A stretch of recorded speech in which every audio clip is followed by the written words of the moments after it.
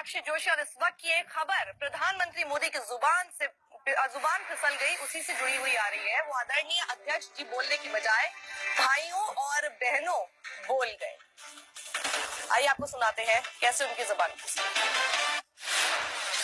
भाइयों बहनों, हमारे देश की सेना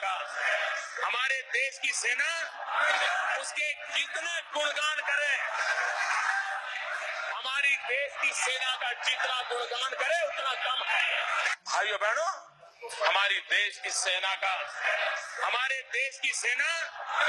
उसके जितने गुणगान करे, हमारी देश की सेना का जितना गुणगान करे उतना कम।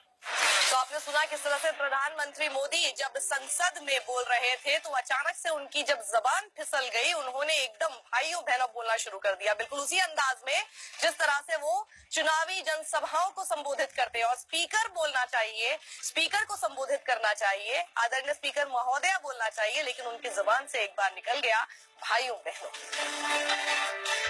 आइए आपको एक बार फिर सुनाते हैं उन्होंने क्या कह दिया। भाइयों बहनों, हमारे देश की सेना उसके जितने गुणगान करे, हमारी देश की सेना का जितना गुणगान करे उतना कम है। भाइयों बहनों, हमारे देश की सेना उसके जितने गुणगान करे, हमारी देश की सेना का जितना गुणगान करे उतना।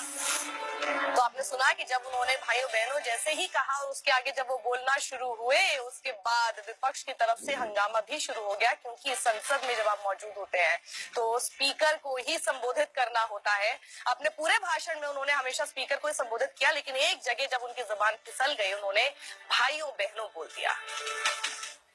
अब प्रधानमंत्री मोदी की इस भूल को विपक्ष मुद्दा बना रहा है।